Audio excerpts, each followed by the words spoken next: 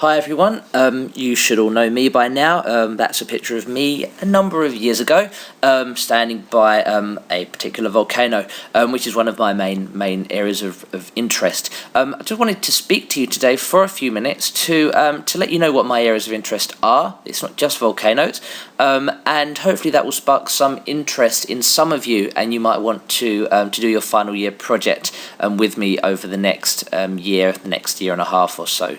If you want any more information on anything I mentioned today, please get in touch. My contact details I'll show you at the end, but also you can get a lot of information from my website there. So if you go and visit that, there's some up-to-date information that you can get.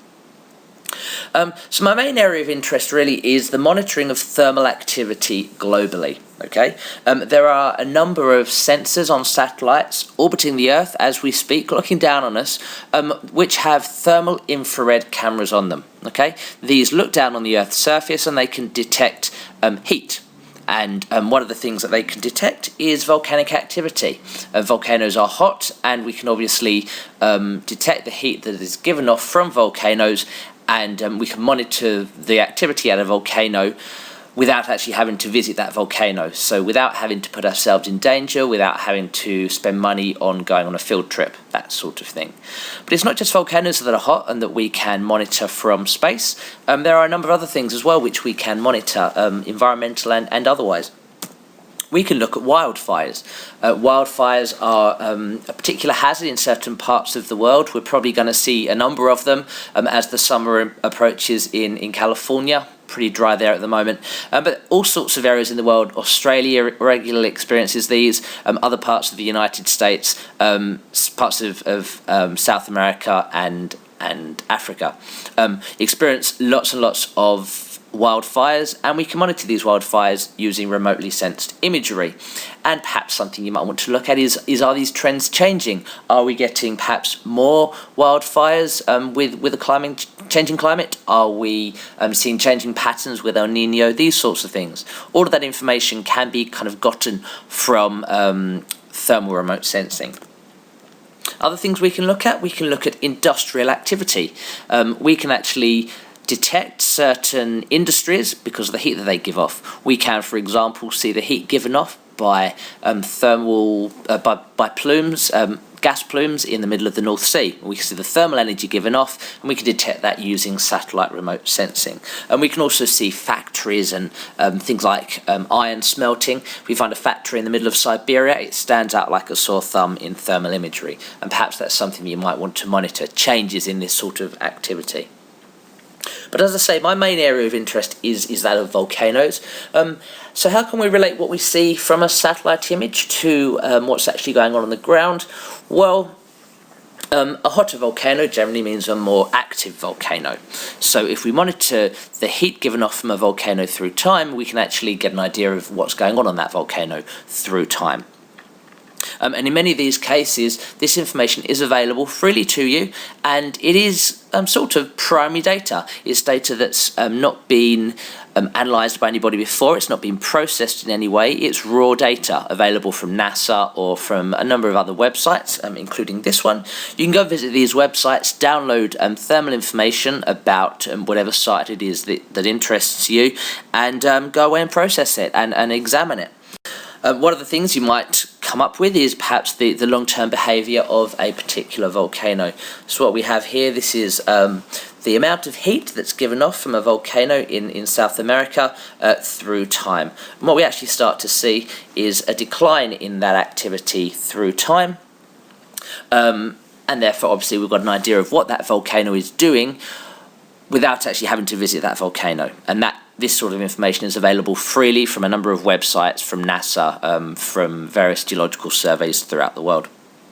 If you are interested in this sort of thing, go away and read one or two of these publications, and they'll give you an idea of the sorts of methods that are involved. Not particularly complicated, but you do need to download lots of information. So you need to be fairly numerate if you're interested in these sorts of things.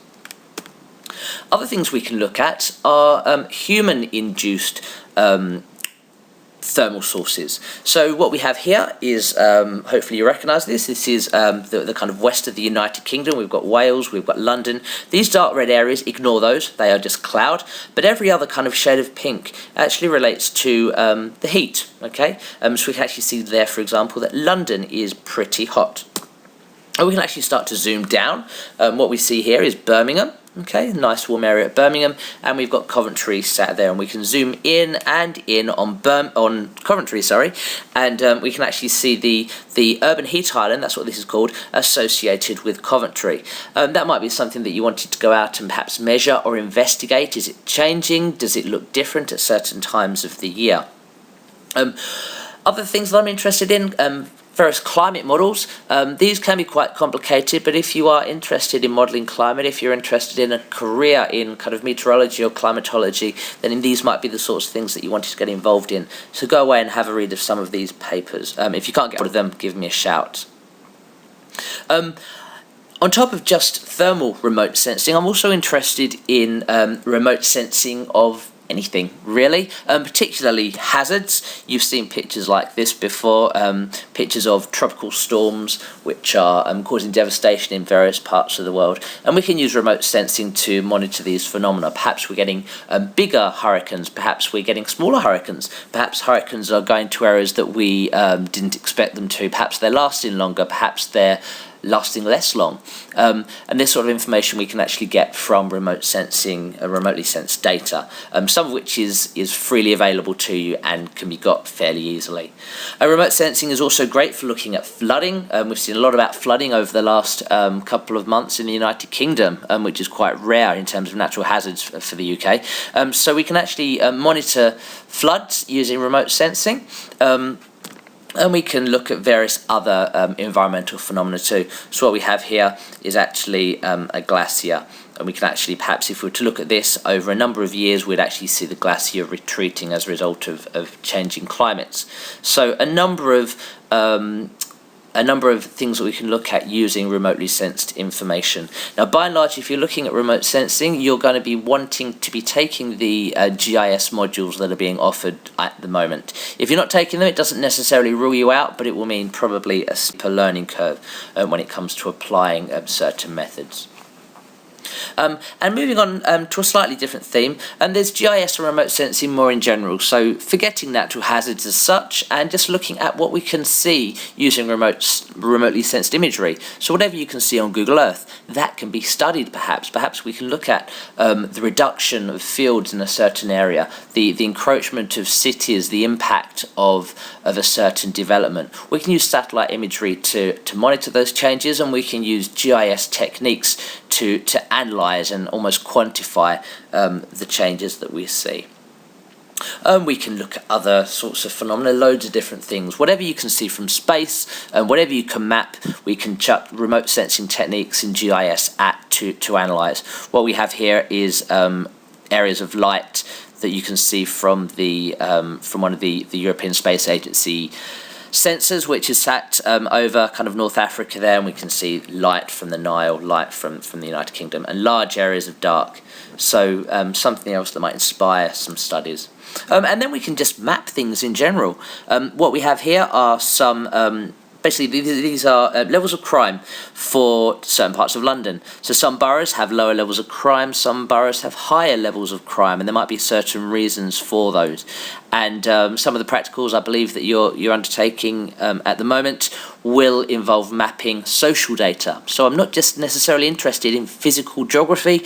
Anything that can be mapped, come and speak to me about, and we can see how we might be able to create a project out of that sort of information.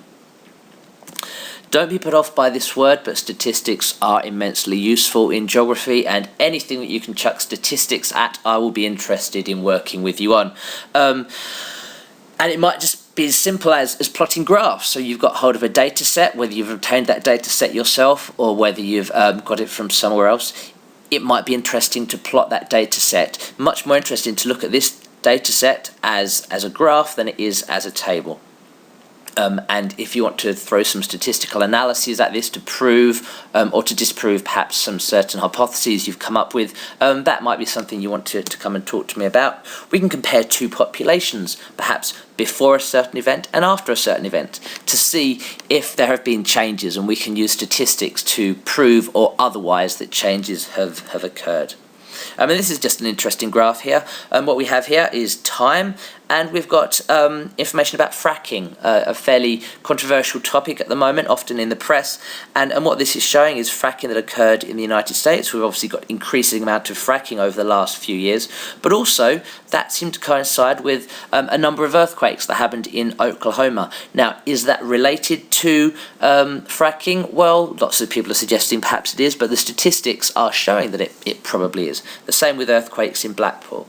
So this could be a project that you're interested in, or you might have other ideas, and we could analyse the statistics to see if there are relationships between any of the things that you're interested in. And finally, another area of interest for me is earthquakes. So there are various ways of monitoring earthquakes. The NEIC in the United States records every earthquake that ever happens. That information is freely available to you. So if you wanted to examine patterns of earthquakes in a particular region, or you wanted to see if they're getting stronger or weaker or having greater or lesser effects, and that information is there for you to analyse. The USGS, the United States Geological Survey, this information is freely available from them by and large, and the British Geological Survey have lots of information about global phenomena too. So go and check out these websites and see what data is available, and perhaps some of that will spark some interest in you all. And some of the research I've actually done is looking at, can we predict earthquakes?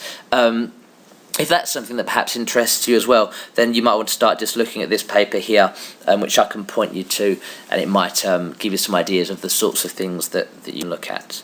So, yeah, hopefully that's inspired some of you to try to take your project with me next year, or starting now and next year. These are my contact details. I'm on the 5th floor of the George Eliot building. My office hours, Monday 5 to 6, Tuesdays 11 to 1. If you need to see me outside of these times, it can be arranged, but please contact me first of all, because I might be teaching or not around. So yeah, as I say, hopefully that's inspired some of you, and I hope to speak to some of you soon and discuss these projects with you. Thank you.